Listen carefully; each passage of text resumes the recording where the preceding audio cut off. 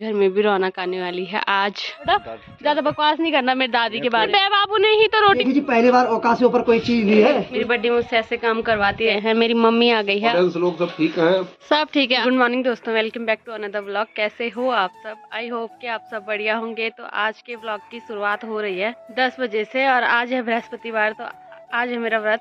अभी मैंने पूजा पाठ सब कुछ कर दिया है। मौसम की बात करें तो मौसम तो रोज की ही तरह है और आजकल के मौसम की बात करें तो आजकल दिन में बादल लग रहे हैं जिसकी वजह से धूप बहुत हल्की है और रात को आसमान पूरा साफ हो जा रहा है। तो हमारे यहाँ बोलते हैं कि रात को जब आसमान साफ होता है तब पाला बहुत भयंकर पड़ता है और आजकल ठंड इतनी ज़्यादा हो गई है कि क्या ही बोले। और अभी तक मैंने पूजा पाठ करी तो अब मैं जा रही हूँ दूध लेने के लिए। और आजकल जितने भी घर हमारे गाँव में ऐसे दिख रहे हैं कि यहाँ कोई नहीं रहता है। कल का दिन छोड़ के परसों वहाँ सभी लोग आ जाएंगे क्योंकि परसों से हमारी माता रानी के मंदिर में पूजा शुरू है। और आज कुछ दिनों के बाद हमारे घर में भी रौनक आने वाली है। आज यहाँ आने वाली है मेरी माँ।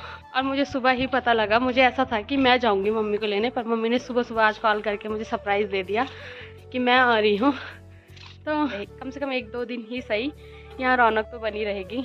और अभी लगभग मेरे घर के सारे काम निपट गए हैं और मैं जा रही हूँ खेत में क्योंकि बड्डी ने आवाज़ मारी है मुझे कि इधर आ जा। और मेरी बड्डी पता नहीं उस खेत में कितनी सब्जियाँ ख़त्म होने का नाम ही नहीं ले रही है। बोल रही है आज ख़त्म हो जाएगी, कल ख़त्म हो जाएगी, पर वो ख़त्म होने वाली नहीं है इस साल।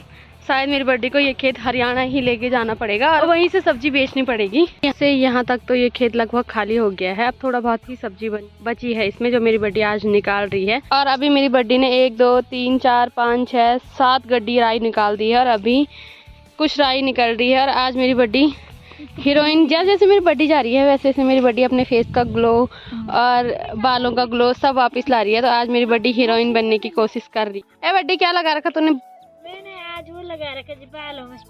तो मेरी बड्डी ने आज बालों में कलर लगा रखा है।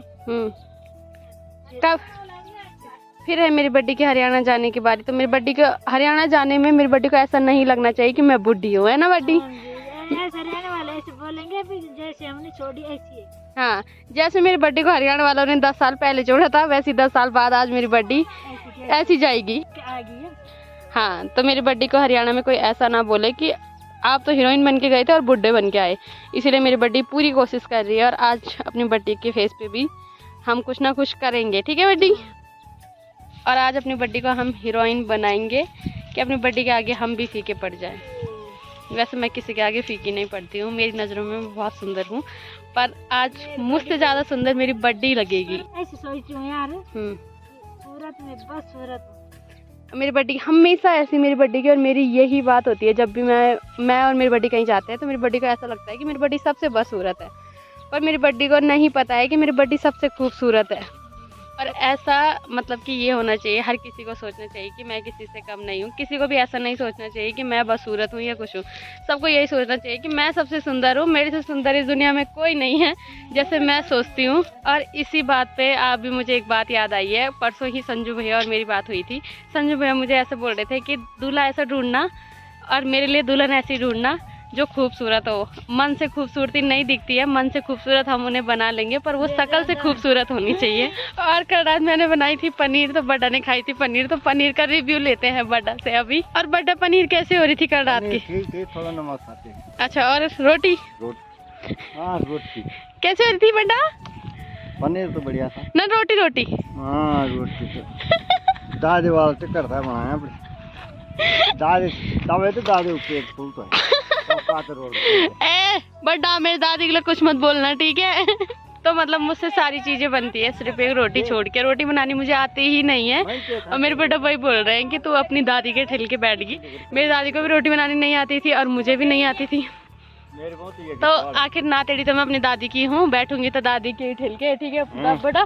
ज्यादा बकवास नहीं करना मेरी दादी के बारे में। दादी के ठिल के बैठ। तो किसके ठिल के बैठूं? बाबू ठिल के बैठ।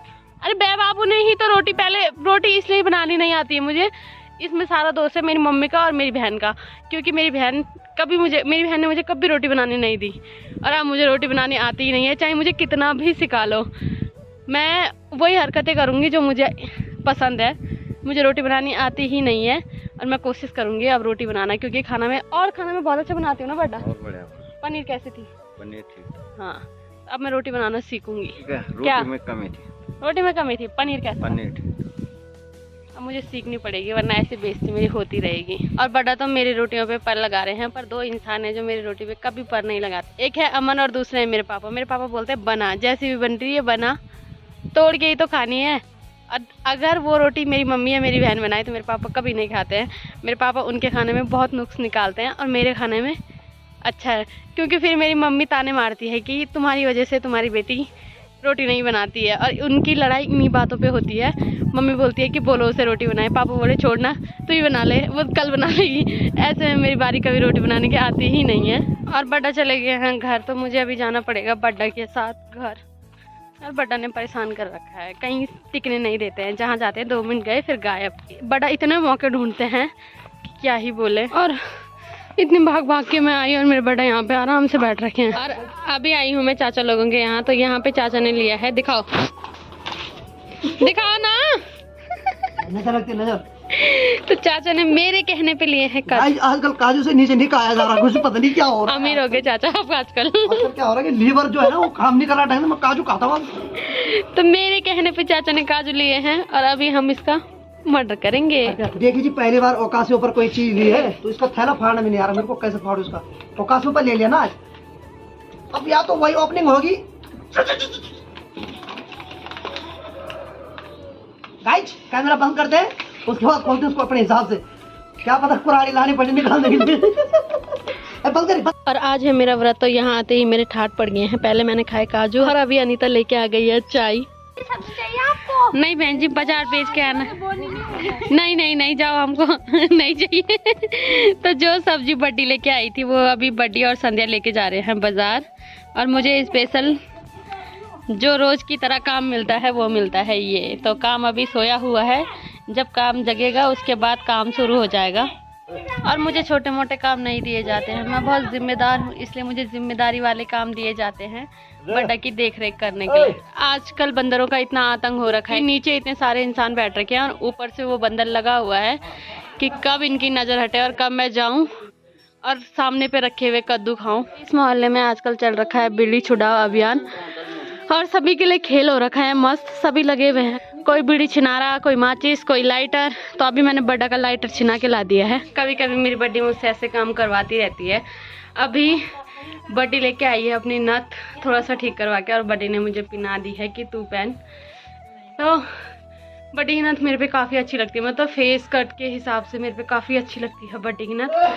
पर जो मैंने अपनी नथ बनाई है वो थोड़ा सा डिफरेंट है, तो जब मेरी शादी होगी तब वो भी देखने को मिलेगी। पर ये वाली नथ भी मेरे पे बहुत अच्छी लगती है। और अभी हमारे यहाँ से धूप चली गई है, तो चाची और बड्डी जा रहे हैं छिंत्याल के लिए। और अभी मेरी बड्डी कर रही है मेरे बड्डे की चेकिंग। और ये देखो मेरे बड्डे की चेकिंग होते होते मिल गई है बीड़ी। कसम से मेरे बड्डा ऐसे बन रखे हैं कि क्या ही बोले। जब भी चेकिंग हो रही है उस राउंड में मेरे बड्डे के जेब से और कुछ निकले ना निकले, पर बीड़ी जरूर निकल रही है प्रत्येक राउंड में। और मेरी बड्डी भी कम नहीं है, मेरी बड्डी भी प्रत्येक राउंड में मेरे बड्डा को चेक करती जा रही है। और मार्केट से नथ लाने की खुशी में आज मेरी बड्डी पिला रही है चाय सभी को, और अपने लिए सबसे बड़ा गिलास ला रखा है। और चाय फिर दूध वाली चाय, जो कि मुझे बहुत अच्छी लगती है। वैसे मुझे दूध अच्छा नहीं लगता है, पर यहाँ मुझे दूध की चाय अच्छी लगती है। और यहाँ से धूप बाद में जाती है, वह पहले यहाँ पे अंगीठी जल जाती है। तो अभी मैं जला रही हूँ यहाँ पे अंगीठी, और मेरे बड्डा आ गए हैं अंगीठी सेकने के लिए। अभी लगभग हमारे पूरे गांव से धूप चली गई है सामने पहाड़ी पे, और मेरा टाइम हो गया है कथा पढ़ने का। तो सबसे पहले मैं कथा पढ़ लेती हूँ। और अभी मैंने कथा भी पढ़ ली है, तो मैं कर रही हूँ मम्मी के आने का इंतजार। मम्मी थोड़ा लेट आएगी। और तब तक मैंने चूल्हे में जला दी है आग, और उसके ऊपर लगा रखा है मैंने मम्मी के हाथ पैर धोने के लिए पानी। और यहाँ पे कढ़ाई में मैं बना रही हूँ हरी सब्जी, और कुकर में दाल। मम्मी को सफ़र में बहुत दिक्कत होती है, तो आज मेरी मम्मी बहुत लंबा सफ़र कर रही है, तो इसके लिए मैंने दाल और सब्जी दोनों बना ली है। अब आटा गूंद के रख देती हूँ। रोटी मेरी मम्मी खा ही लेती है वैसे मेरे हाथ की रोटी, तो रोटी बाद में बनाऊंगी। फटाफट पहले आटा गूंद लेती हूँ। और सुबह से मैं जिनका इंतज़ार कर रही थी वो आ गए हैं। मेरी मम्मी आ गई है और यहाँ पे सेक रही है आग, और दादी भी आ गई है, और मम्मी आई है दादा के साथ। हेलो, ठीक हो दादा? ठीक है, ठीक रहा? और ऑडियंस लोग सब ठीक हैं? सब ठीक है। आपका सफर ठीक रहा? बहुत सुंदर, बहुत सुंदर। हम यहाँ पे पी रहे हैं चाय, जो कि अनीता ने बनाई है। और अभी मैं सीख रही हूँ काफ़ी दिनों के बाद अभी तक आग, क्योंकि जब मैं अकेली होती हूँ तब मैं अभी तक सो जाती हूँ।